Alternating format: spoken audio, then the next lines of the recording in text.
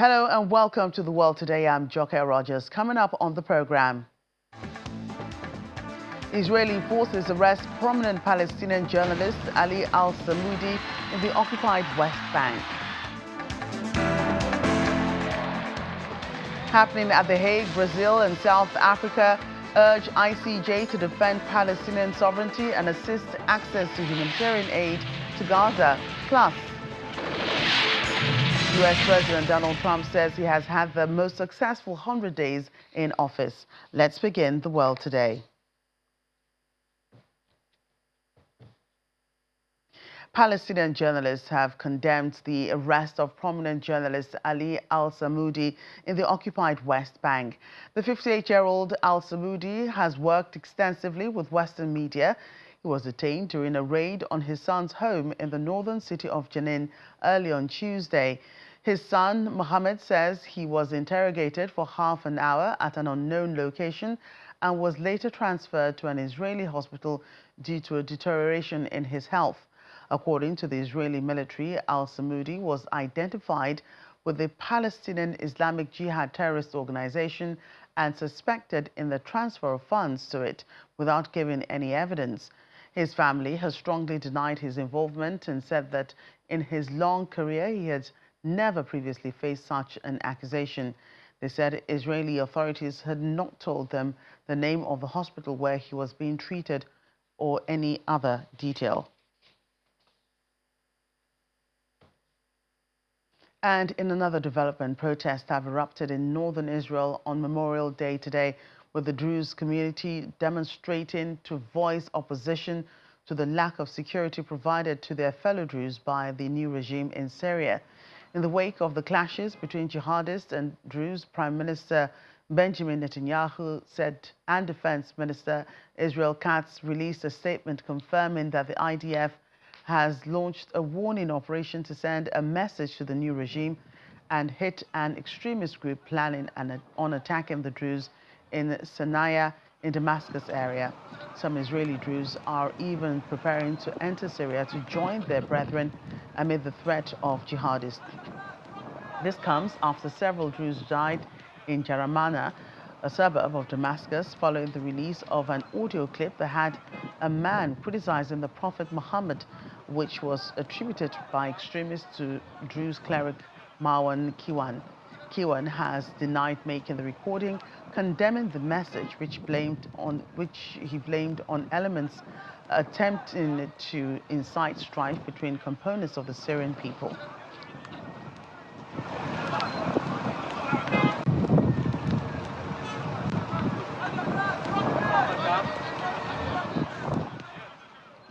Meanwhile, pro-Palestinian activists on Tuesday gathered outside the Peace Palace in The Hague as the International Court of Justice continued its review of Israel's ban on the United Nations Relief and Works Agency in Gaza. The legal case continues at the ICJ this week. Israel has submitted a written defense but will not take part orally. On January 30, the Israeli parliament decision to ban the activities of the UNRWA in East Jerusalem went into effect based on allegations that UNRWA employees had participated in the October 7 attacks in 2023. A UN investigation found no evidence to support these allegations, while UNRWA condemned the move as an attempt to undermine its humanitarian role.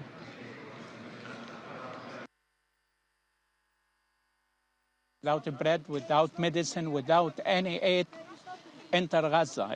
This is not possible. And normally by the war, this kind of things, they never happened. In Second World War, in First World War, in all the world, in Ukraine and Russia, there is a war, but there is everything going on normally almost. But only in Gaza, they stop everything, the water, the medicine, the electricity, everything is the whole life there. And still the world don't see it.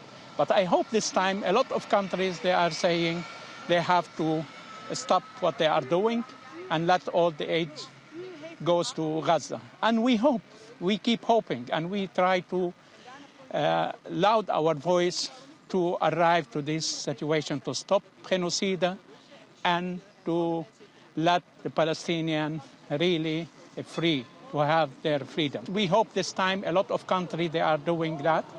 And we hope we will see something, because what they happened before, few months ago, they say that to have to stop Netanyahu and Gallant, and most of the country, they welcome him.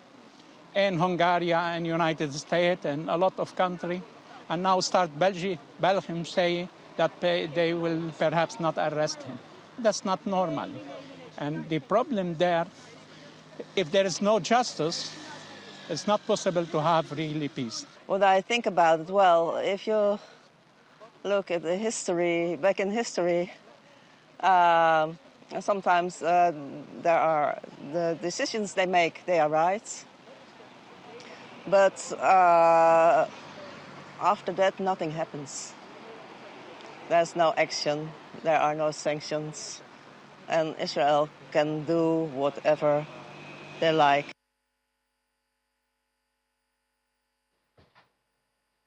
In the meantime, South Africa and Brazil have urged the International Court of Justice to uphold Palestinian self-determination and defend aid deliveries to Gaza during a hearing in The Hague on Tuesday on Israel's obligations to facilitate aid deliveries in the occupied territories. Brazil's ambassador to the ICJ, Marcelo Viegas, denounced Israel's ban on UNRWA's operations in Gaza and the West Bank, calling on the UN's top court to mandate that Israel's seize all measures that obstruct the agency's activities in the area. The ambassador also called on the court to protect the determination, including their right to establishing diplomatic relations and permanent missions without external interference. Special advisor to the president on South Africa condemned Israel's claim over East Jerusalem, echoing Brazil's calls for the protection of Palestinian sovereignty.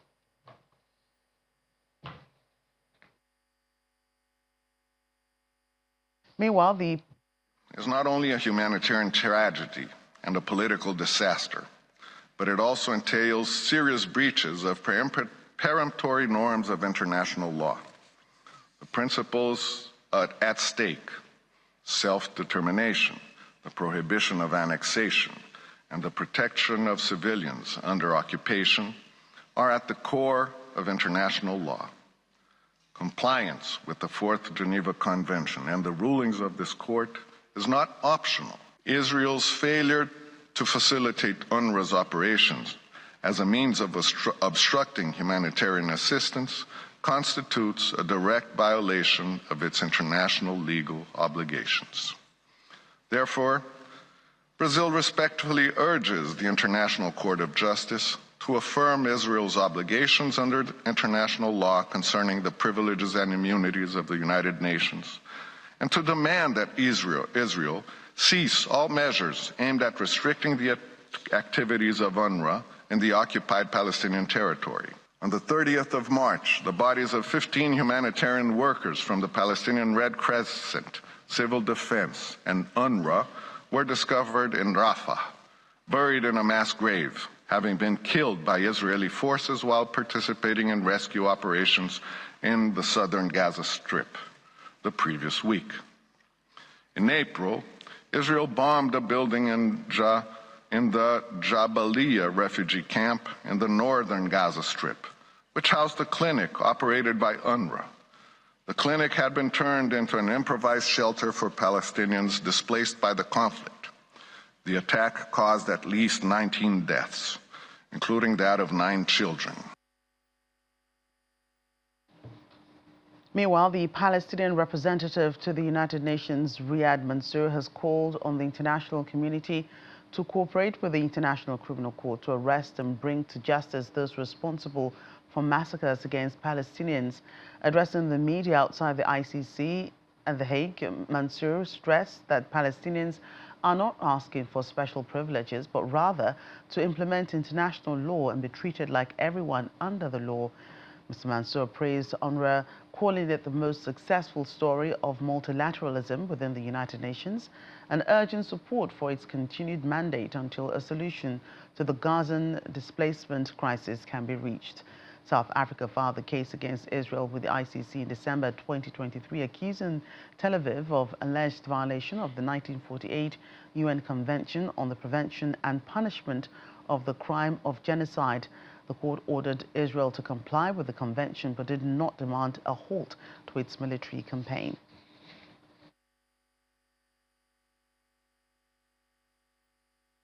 What we are asking is justice for the Palestinian people. What we are asking is for an immediate ceasefire to stop the killing of our people and save them, especially in the Gaza Strip, to provide them with humanitarian assistance, to begin with the rebuilding of the Gaza Strip, and to continue marching to the international conference in June, which will be led by Saudi Arabia and France, to implement, to move from reaffirming rights to implementing the rights of the Palestinian people, to end this illegal occupation as soon as possible, as articulated by the ICJ, but also by the General Assembly, in which it said it has to end within 1 year. Our journey with the international institutions, be it Security Council, General Assembly, or the ICJ, is we're building things block on top of another block while we are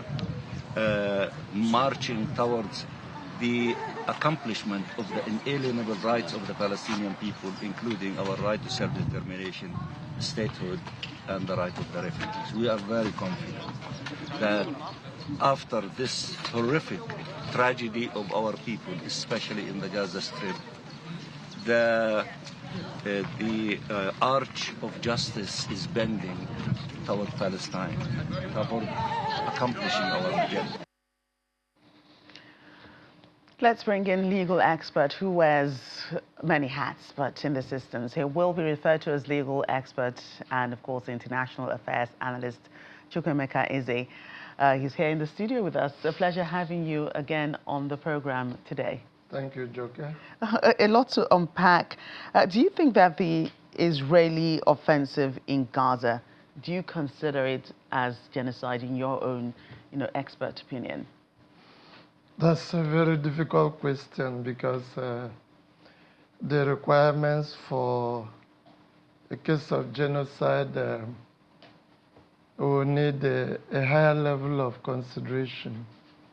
But the picture seems as something that, if not halted, will lead to genocide. Because if you look at the 1948 Convention on the Prevention and Punishment of the Crime of Genocide, Article 1 defines what genocide is. So there should be, in my own terms, you will be targeting a population to exterminate them, maybe based on color, race, religion, and all other considerations. So the thing is, as Israel set itself towards destroying Palestine because of their tribe, because of their section, because of their race, because of their religion. So it will not be a straightforward answer of yes no, or no. Rather, it will require embellishment. So I would say that it is not so. In fact, the ICJ has avoided saying so. I will not say so because I do not know more than those justices of the ICJ. And in my view, there are certain factors that operate in this circumstance that will make one not to say categorically yes, that an offense of genocide is being committed in Palestine. Right, and even as painful as the October 7 attack is that made Israel, retaliate and go after Hamas militants, in the Gaza, thinking through how it's going to execute its retaliation, on the Hamas militants, was there no thought to the fact that, there will be civilian casualties involved in this, such that, there might be other means of trying to, get through to Hamas without killing so many people? Yes, I think the issue is not whether some people have been killed, but whether the killing has become so intense that the four Geneva Conventions of 1949, the international humanitarian law is being breached. Because you realize that international humanitarian law comes within the realm of jus cogens. Pursuant to Article 53 of the Vienna Convention on Law of Treaties 1969. That is, if a crime is of such a dimension that it has attained the realm of jus cogens, so the international community, no, you won't have any defense towards that crime. So it is seen that Israel has not just taken measures to come against those that attacked them on October 7, 2023. It is taking that the force they are applying is disproportionate and that the collateral damage has become excessive, and that starvation is the method and genocide is the goal.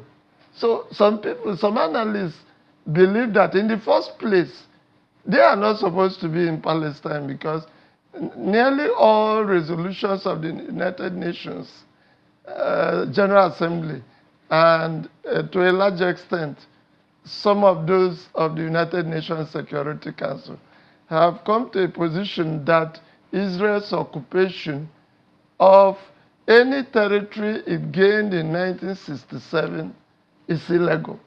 So if Israel takes further actions in a place it is operating illegally, it will be seen as exacerbating the situation. But one of the reasons why I told you that it will be difficult to say, Israel left Gaza 2005. And if they had wanted to commit genocide, they would have cleared everyone. And if you come by way of religion, there are some Muslims in the Israeli parliament. So if there was, one cannot say, okay, you are pursuing them because of religion. But nevertheless, they are not supposed to have a total blockade on aid. Recall that they don't allow aid to enter Palestine. So they are not supposed to punish those who are host to combat. That is, those who are fighting the wars and those who are not fighting the wars. No. The civilian population ought to be protected. Common Article 3 of the four Geneva Conventions of 1949 and even the additional protocols of 1977, the two additional protocols. So Israel, to a large extent, could be said to be in violation of that. That is to say, they ought not to take certain steps concerning civilian areas. But you don't put a full stop there, because this is a situation that the other actors are using the civilian environment to operate. So this is a peculiar situation. And that's why analysts are becoming very careful, except you decide to keep one side constant and concentrate and do a linear analysis. But if you want to do the balancing act, you will still find difficulties giving 100% blame to one side. But human beings are sacrosanct. I mean, we should not waste lives. So whatever steps that the international community considers fit to protect civilians in Palestine, that would be a good step. And certainly, I don't know your next question, so let me hold it here before I veer into your next question. I take a cue from those steps that you're talking about, the international community. One of the biggest members is the United Nations. Israel really seems not to be listening to anyone at this point. Even the resolutions at the United Nations, it's not listening to them. And do you think that it's going to ignore what the ICJ is saying at this time as well? Israel is not the only country that has ignored the United Nations. So I was going to say many other countries have, but you see, Israel stands in a special position that whatever happens in the Middle East, when the Middle East sneezes, the world catches cold. So, but let's be straight on this. If Israel ever decides to disobey the judgment of the ICJ, if that judgment is given against Israel, it will impede the movement of Israeli officials around the world, because members of the Rome Statute, state parties to the Rome Statute, will be bound to arrest Israeli soldiers. So anybody who is seen to have committed the crime of genocide, because it will confer countries with universal jurisdiction. That is to say, remember that criminal law, you operate within the area you have sovereignty, or the crime might have had effect in your own country, but there are exceptions. One of them is genocide. So when it is committed, somebody who has been adjudged to have committed genocide in, for instance, country A, can be arrested in country M and put on trial, because it has a universal effect. And to tell you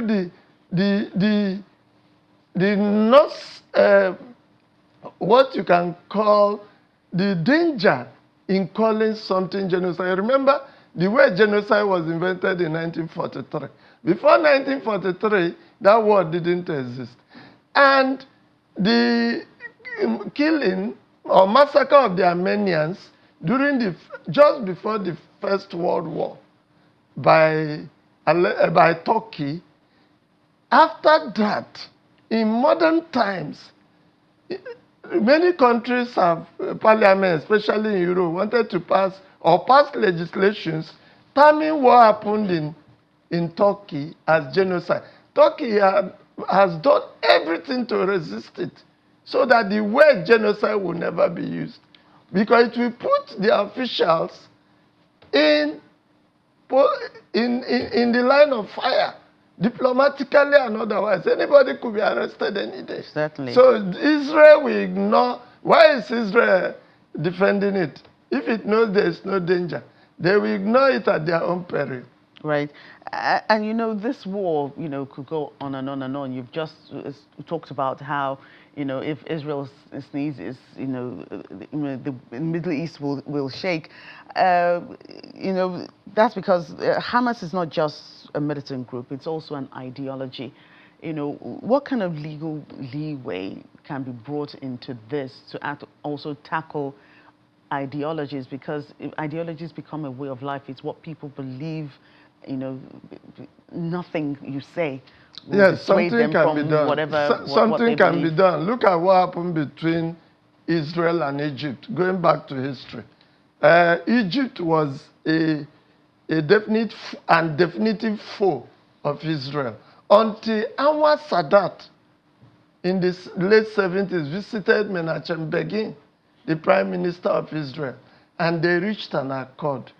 He paid the supreme price for it, Hamas Sadat, in Egypt, when it was alleged that a soldier, an officer linked to the Muslim Brotherhood, shot him, assassinated him. But that's an issue for another day. But in the meantime, remember, up till now, Egypt and Israel has not fought any war, even though they are not friends. Now, Jordan, since 1994, has had peace agreement with Israel, and Israel has not attacked Jordan. That shows you there is a solution. Going to court and here and there, it might offer reprieve, but it will not lead to final. The final solution is for Syria to enter into peace agreement with Israel, Palestine to enter into and recognize Israel's right to exist. Both Hamas and Fatah faction come together, operate as one group, get united, and enter into a peace agreement with Israel. Lebanon will do so. Once they do so, Israelis can sleep with their two eyes closed, and that will, to a large extent, bring this war to an end. We can go on and on. Thank you so much for your time today. Legal expert, Thank you. Chukwuemeka Izzy. Thank you so much. Let's move on. Ethiopians in Addis Ababa have condemned an alleged U.S. strike that killed dozens of African migrants in Yemen earlier in the week, demanding international accountability for the human rights violation. One local says this is a deliberate act, most likely done on the orders of the U.S. President Donald Trump. According to Houthi-affiliated media, the migrant detention center was holding over 100 undocumented African migrants when it was hit 4 times on Monday. At least 68 African migrants have reportedly been killed and another 47 injured, many of whom were Ethiopian nationals. In a statement posted on X, Houthi spokesperson Mohammed Abdulsalam accused Washington of committing a brutal crime by bombing the Saada detention center. U.S. Central Command has not claimed responsibility for this attack or commented on the Houthis' allegations at the time of publication. Earlier, CENTCOM announced that they had intensified operations against Houthi targets with over 800 strikes conducted since mid-March. It came after the Houthis restarted attacks on ships linked to Israel in the Red Sea, which the group said was in response to the Gaza blockade after the Israel-Hamas ceasefire collapsed. And coming up after the break.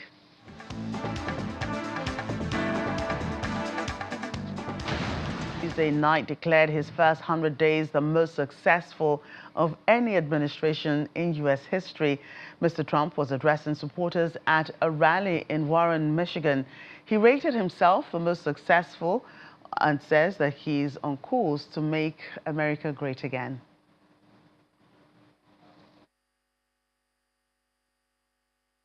We're here tonight in the heartland of our nation to celebrate the most successful first 100 days of any administration in the history of our country, and that's according to many, many people.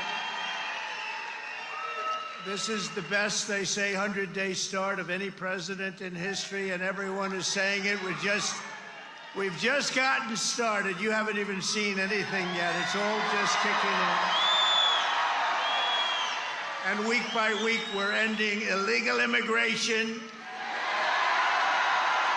We're taking back our jobs and protecting our great American auto workers and all of our workers, frankly. We're protecting all of our workers. We're restoring the rule of law, which was sort of out the window with this crazy guy we had. How the hell did that guy ever become president? Could somebody explain to me?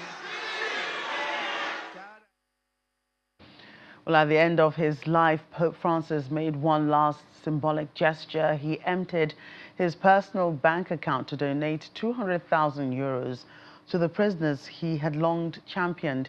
It was a final act of love towards those he had called his brothers and sisters behind bars, an act that Bishop Benoni Ambaras, Auxiliary Bishop of Rome and Director of the Office for Prison Pastoral Care, said captures the very essence of Pope Francis' pontificate.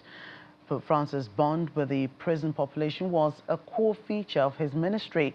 From the start of his papacy, he made headlines by washing the feet of inmates on Holy Thursdays and calling for greater compassion within justice systems. Beyond the official ceremonies he attended at prisons, Pope Francis' care for prisoners was profoundly personal. When asked to support prison ministry initiatives financially, even as Vatican resources dwindled, he did not hesitate to dip into his personal savings. Well, the Catholic Church continues to be in the state of mourning until mid-next week, at which time it's expected to begin the conclave for the selection of the next pope. Our Washington correspondent Maria Bird spoke with the permanent delegate for the United Nations for the Catholic Church about what we can expect next. Father Curry, we thank you so much for joining us. It's been a long time. You have been a friend of Channels, and we truly appreciate all of your work and your availability to speak with us. We know that you have had many assignments. We know that social justice continues to be at the heartbeat of your work. And so now, as we enter a new period within the Catholic Church, we know you spent quite a bit of time in Rome during Pope Francis's time as Pope. And now that he has passed, tell us what Pope Francis meant to Nigeria, to priests in Nigeria, and really to the world. First of all, thank you very much for having me. This is my favorite TV station, so I'm glad to be back. It's been a long time. Yes, as to Pope Francis has been a pope that has changed the world in so many ways. So let me speak first globally. Pope Francis, on assuming the papacy, has worked for inclusion. He has worked to advocate for the marginalized people. He has taken issue of human trafficking.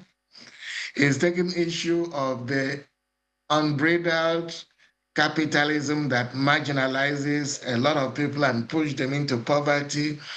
He has taken authoritarianism that really pushes people away from the center of the society.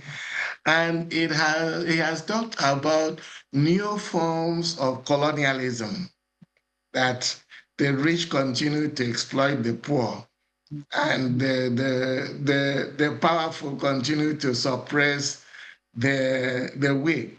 So within that context, he has addressed the issue of the environment, talking about how the exploitation of natural resources has adversely affected poor people. As you know, most of the minerals in the world today are drawn from the African continent, whether it be gold, diamond, uranium, cobalt, the things that keep modern electricity working, whether it be what is getting the electric cars, the batteries for electric cars, most of them, like 2 years ago, it was documented that 70% of the cobalt extracted globally came from the Democratic Republic of the Congo. So the Pope has seen how these exploitations have left Africa marginalized. And is taking the same thing to Asia, to Latin America, and keep saying, look, we need to understand that we are a human community, brothers and sisters working together. So he has advocated for that inclusion and bringing back people, as he puts it, pushed to the margins of society to bring them to participate in the resources that God has given us. So in that context, two of his writings really stand out. Number one, the papal encyclical titled Laudato Si, which is on the care for environment, and referring to the story of creation, Genesis 1 verses 25, where it says, 28 rather, God took Adam, the human being, Adam representing all of us, and put him in the middle of the garden to tilt it and take care of the earth. So we are custodians of the earth. And the Pope has screamed over and over that the lifestyle we are living, insatiable appetite to exploit and waste, is harming the environment, but harming all of us, because diversity by itself is what keeps the world going. In fact, without diversity, the world will not function. Let me just say an example. If all the trees were one species, and all the insects one species, and everything one species, the world will not last more than a month. So we have to recognize that diversity and understand that this is what keeps the world going. The same translates into us humans. So what we create as racism, as developed and undeveloped, as rich and poor, that is human categorization. God created one set of human beings, male and female, and gave us the same life breath. In other words, we are all siblings in that sense of the word. We are siblings. And he quoted his predecessor, Pope Paul VI, who was emphasizing on this point. Pope Paul VI says, all human beings are linked together, I'm quoting him, in a supernatural brotherhood. In other words, what affects people in Washington affects those in Africa. What affects people in Lagos affects people in London, and vice versa. So, and we are beginning to see a lot of that happening, that we live in a world that is just one world. And the more we take care of it, the better for ourselves. The more we destroy it, we are imperishing our future and the future of our children. Yes, yes. Well, thank you so much for sharing that, as we know that this is also a difficult time of mourning, but it's also a time where you have to select a new pope. So we know that the cardinals are convening at the Vatican to move forward. What's the process? How quickly will this happen? Can you give us some insight into how this process will undergo? Yes, the tradition is when the pope dies, the church declares 9 days of mourning. And then it says that from the 15th, between the 15th and the 20th day of the Pope's death, there is the conclave. The cardinals will come together to select a new Pope. Now, let me give you a scenario. The Catholic Church is literally spread across every corner of the globe, right? So when Pope Francis was selected Pope, there were cardinals from about 40 countries. Right now, there are cardinals from over 70 countries.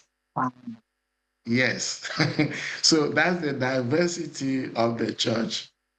And many of the cardinals, they know each other, in terms of casual knowing, but really knowing the depth of who is who is not quite clear, So they will spend this time, getting to know you kind of period. Talk about, here's the situation. The cardinals will eat and talk about things casually. And then when they declare the conclave open, they will talk about two things. One, internal to the church, and the other, external to the church. Because the Pope is not just dealing with Catholics within the church. These same Catholics are members and citizens of the state, right?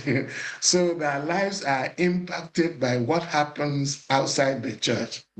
So the cardinals are going to look around globally. What is happening? What are the salient things that impact human life? What is happening?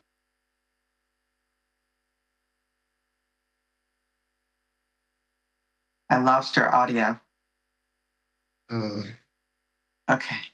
Are you hearing me now? Yes. So please, what is the last thing you heard so I can... You said there's Catholics all across the world, and you were going through kind of where they were situated. Okay, sorry. It went out again. Are you hearing me? Yes, yes. Yeah, I was saying that the cardinals will talk about what is going on in the world. What is happening in Africa, what is happening in Asia Pacific, what is going on in Europe, what's going on in North and South America, and they will examine that. What are the challenges facing us? Areas of conflict, areas that there are problems. And so they will talk among themselves and try to see who can best address these issues at this current time. So I know sometimes people think, oh, they're campaigning for this cardinal and campaigning for the other. No, there is no election campaign here. You can't wake up and say, oh, it's my turn to be pope. It doesn't happen like that. Yeah. So what happens, they'll go to the conclave, they'll pray about it, and they will begin the process of saying, given all of these things we have discussed, who among us can best serve the need of the church and enable the church members to be present in the society and make a difference, to be present and advocate issues of justice for all, not just a few, to be present and make sure the weak are protected, to be present and make sure that all people are included in the process, whether it be economic process, whether it be the social life, but people don't feel excluded from society. So that's it. And technically speaking, the cardinals are considered pastors of parishes in Rome. You know, so each cardinal has a pastorate of a particular parish in the Diocese of Rome. So that's what equipped them to elect their bishop, because the Pope is first and foremost the Bishop of Rome. So the cardinals, as quote, pastors of the Diocese of Rome, now select who presides over the diocese, of which it is the Diocese of the Universal Catholic Church. So, our correspondent Maria Bird speaking with the permanent delegate for the United Nations for the Catholic Church. She was speaking with him in Washington, D.C. Well, still ahead on the program. 3 astronauts aboard the Shenzhou 19 mission safely returned to Earth. Stay with us for details of that and other stories.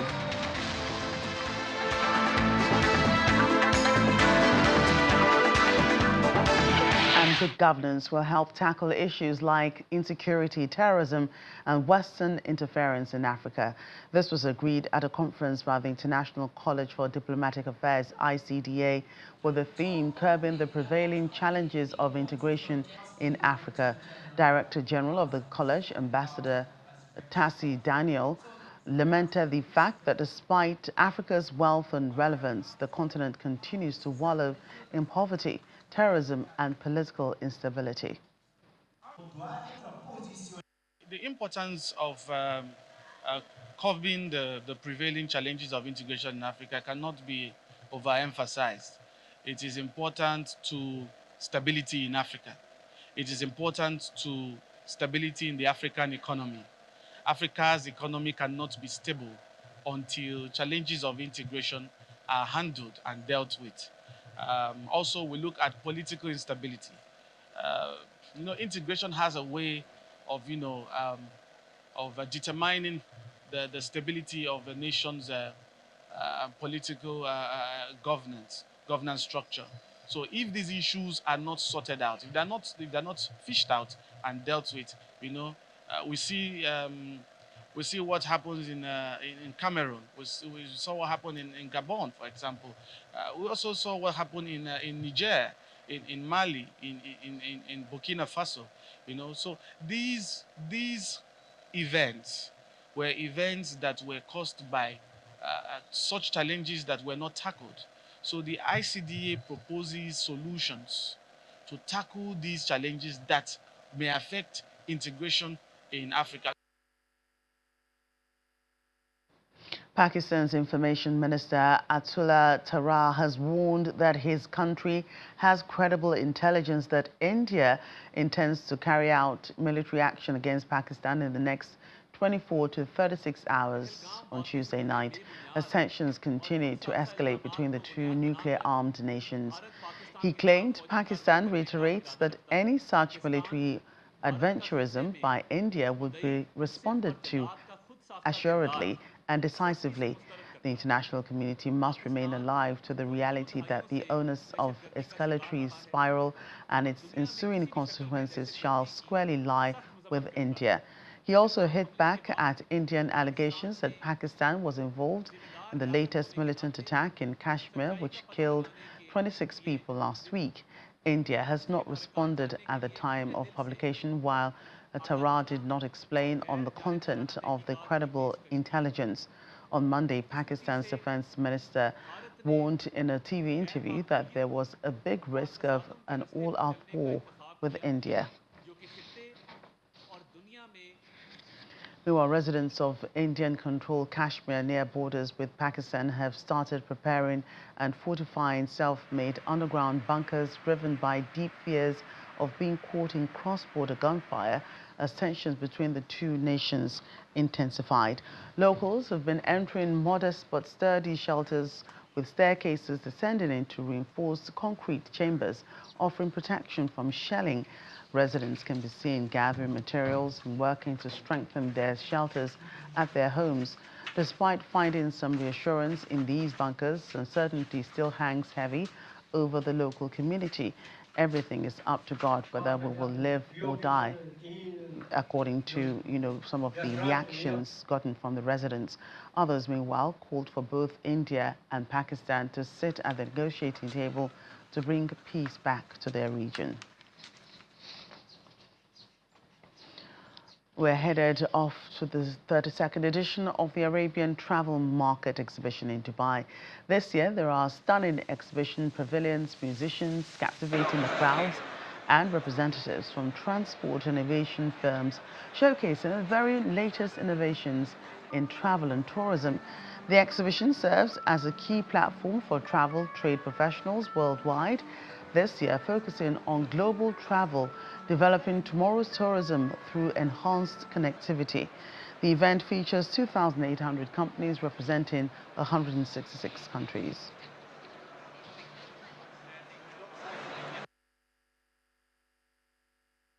We are here today at Arabian Travel Market 2025 to unveil our latest product, which is called Casio for Travel.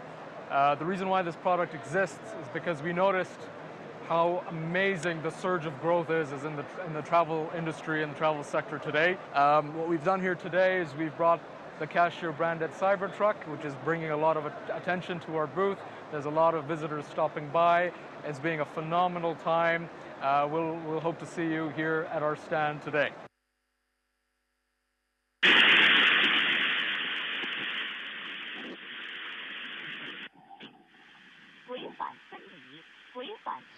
The 3 astronauts of China's Zhenzhou 19 mission have safely returned to Earth after completing their planned task aboard the Tiangong space station.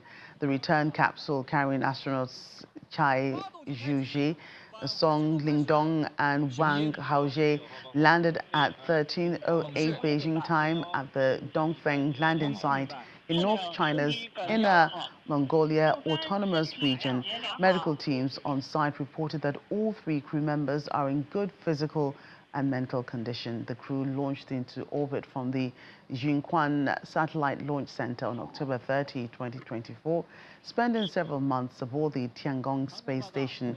During their stay, the astronauts conducted maintenance operations, scientific experiments, and space station management tasks.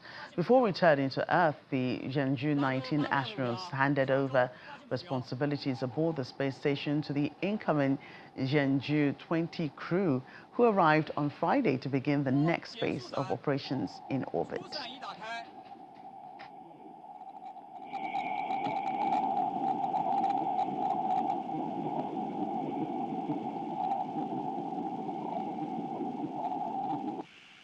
Zhenzhou 19号返回舱即将着陆于东风着陆场预定位置。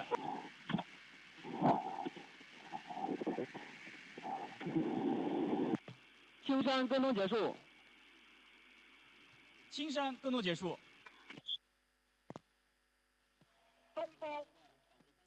And what a beautiful parachute to land with. Well, that's our show today. Thank you for watching. I'm Joke Rogers.